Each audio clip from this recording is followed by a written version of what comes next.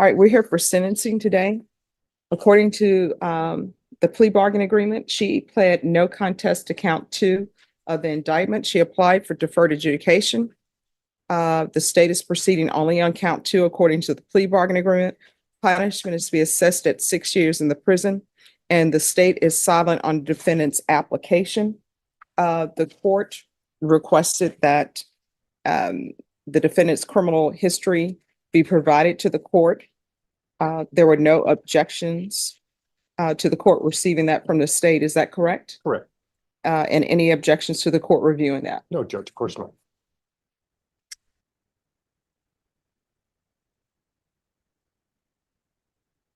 Right. Thank you, state. All right, the state is silent. Is there anything you wish to say on behalf of your client? Judge, of course, Ms. Torres is hoping you'll grant her application for deferred. She's in self-employed cleaning houses. She has several customers that rely on her. She has a few kids. She's just asking for the court to maybe direct her to some outpatient treatment because she believes she needs some help with this problem. And other than that, again, she's just hoping you'll grant her application. All right, you want to raise your right hand for me, please? Do you solemnly swear and affirm the testimony you give will be the truth and nothing but the truth, so help you God? Yes, Your Honor. All right, you can lower your hand, state your name for the record. Missy Ann Torres. All right, so you're going to get drug tested today. What are the results going to be? Here, Missy's attorney makes a heartfelt plea: deferred adjudication instead of prison. That's essentially asking the judge to set aside the conviction, let her serve treatment, and potentially clear her record if she succeeds. It's a huge opportunity, but it comes with a catch. It requires absolute honesty and compliance. Notice how her lawyer emphasizes her work cleaning houses and her role as a mother.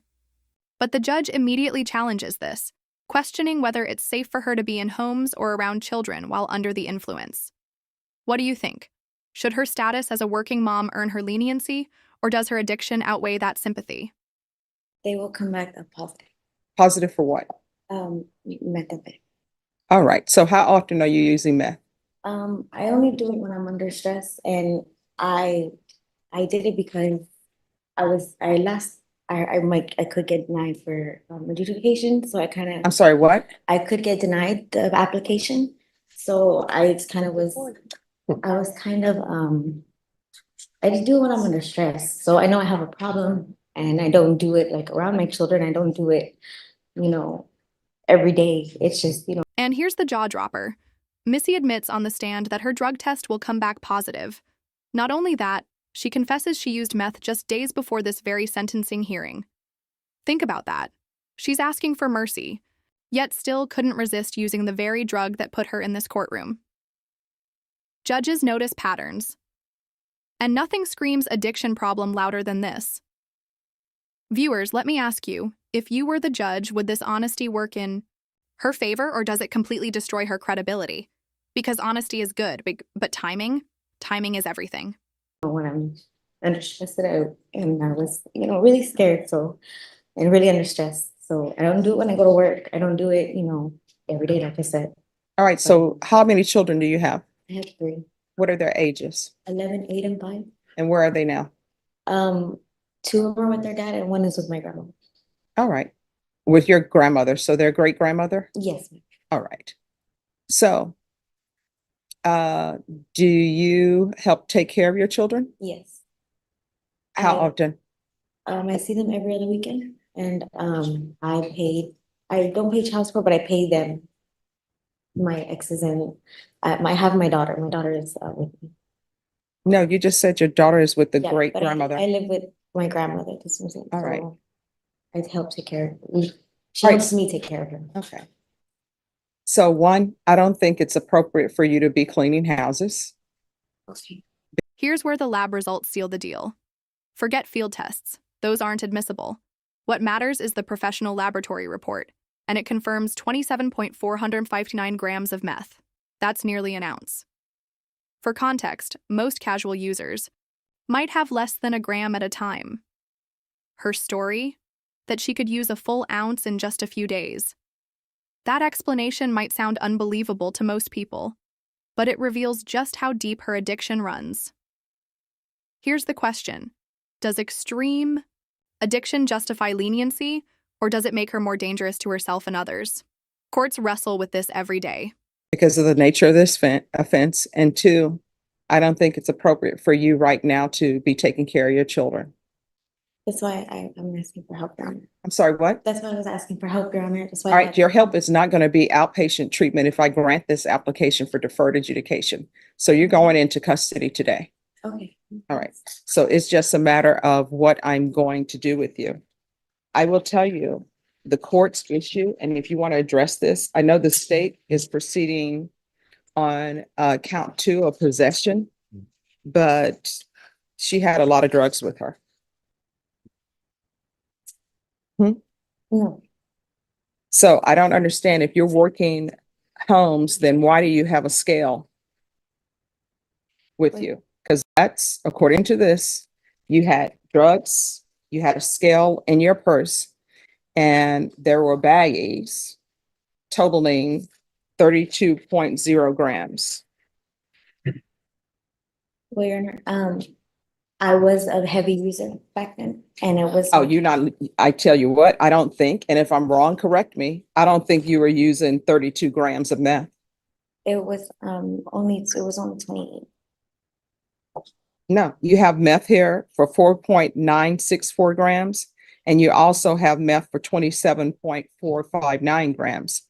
And what you pled to in count 2 was a possession 4 to 200 grams. So this is not a possession 1 to 4. So we're talking about 27 grams.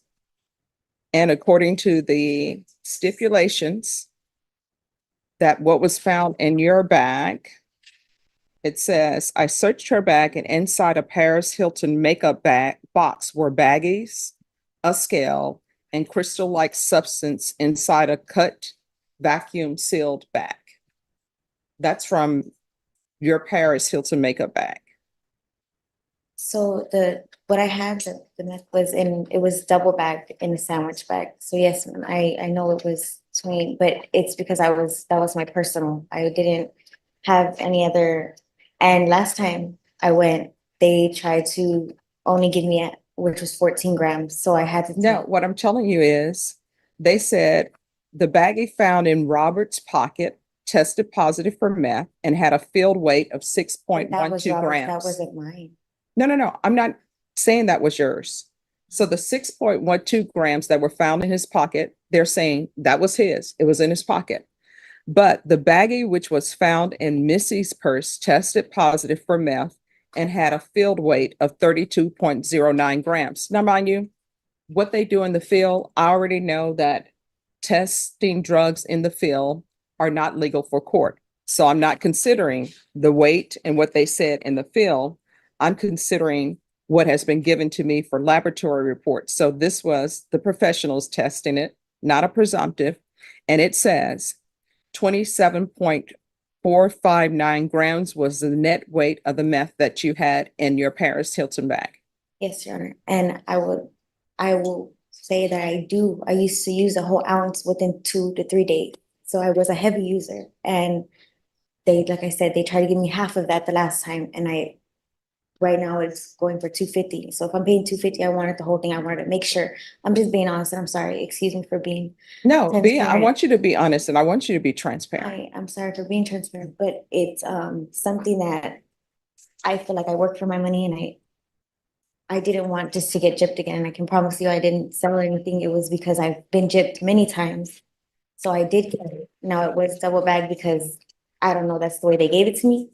I can't, and it is my mistake, and I'm taking full responsibility, but I wasn't selling drugs. I wouldn't. I guess I have a job, and back then I was, a heavy user where I would just do it before work, after work, and I didn't have my children in my life. Now I do have my children back in my life, and I'm trying to be a good mom. So I thank you for, giving me an inpatient program. Well, no, I'm not saying I'm going to give you Oh, I'm inpatient. sorry. What I'm saying is that you're not walking out of this courtroom today. Either you're going to be going to prison, or either you're going to be going to inpatient treatment. So it's very important that you be 100% honest with me, because I'm telling you, the state proceeded on a possession. but the amount of drugs you had and the way they were packaged, that's concerning for the court. So you're saying that you just bought a bunch of meth and you were saving it up for use? So I would use within 2 to 3 days, that was all my personal. Like I said, they tried to sell me half of that one time and I went back to the same person, but I said, I'm gonna wait myself to make sure I'm getting the right amount because I'm an addict. I'm sorry, I am. And we're not, So you travel with your own scale. well, at the time I did, because like I said, I've been gypped and when you're an addict, that's all you think of, just how to get, make sure you're getting what you need. And honestly, I can see where I made my mistake, but I'm being honest with you, it was my skeleton measure, so my personal, that's it. And I don't know if Robert will tell you that was my personal as well. Like, I mean, I don't want to call him or anything, you can if you want to, but he would tell you that's what I used to pick Oh, no, I'm not going to be Thursday. calling Robert because Robert probably has a case of his own. Right. But I'm saying Robert can tell you too, within 3 days, maybe 2 to 3 days, really, it would have been gone and I would have been back doing it again and again. Now I don't. It was kind of like a stress thing. And Where did you get your drugs to use today before you came to court? Just an old friend. I hadn't talked to him since, and it was on Saturday when I knew it was, coming and I guess I felt, under pressure. If Yes. Can I say something? I think the fact that she would actually go out and do the same drugs that she's about to get sentenced for in a couple of days, I think really speaks to the fact that she has a serious addiction problem that I think only rehab can treat. And if you decide that's ISF or SATF or SAFE, we understand that, but I think she really needs treatment. All right, this is what the court is there anything else for me to say? All right, this is what the court is going to do. I see that she hasn't been to prison before. I'm going to find her guilty, sentence her to 6 years in the prison, the therapeutic community. There should be no contact with Robert Marble, give her credit for any time served, and I'll retain jurisdiction. Okay. And you can explain to her what that means. Did you review the document entitled Trial Court Certification of Defendant's Rights to Appeal with your attorney? Did you understand it? Because this is a plea bargain agreement, because I followed your plea bargain agreement, and because you waived your right to appeal, you do not have the court's permission to appeal. Do you understand? Yes, sir. Because this is a felony conviction, you're not allowed to own or possess any weapons or ammunition. If you have a question over what a weapon or ammunition is, you need to speak to an attorney. Do you understand? Yes. All right, we can go off the record. I'll tell them. So here's the thing. When I say that I'm going to retain jurisdiction, what that means is they're going to take you to prison. If you're following the rules at the prison, if you're working on yourself, because they have programs at the prison, your attorney can file a motion. It's called shock probation. Back when I was growing up, they would have scared straight programs. So shock probation is sort of a scared straight program. So hopefully when you go to prison, you will clear your mind. Yes. The drug use or the addiction that you have, the craving that you have will be lifted. And if you are doing what you're supposed to do at the prison, if there are no bad reports at the prison, when your attorney comes back for a request for shock probation, I will strongly consider it. So while you're at the prison, you have 180 days. That's when he needs to bring it back before me before that time period. So you're going to do 6 months.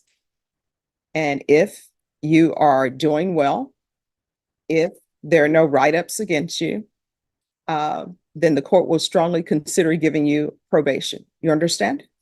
Yes, ma'am. So, well, I mean, these are going to be choices that you make. It's going to be completely up to you whether or not I strongly consider giving you probation.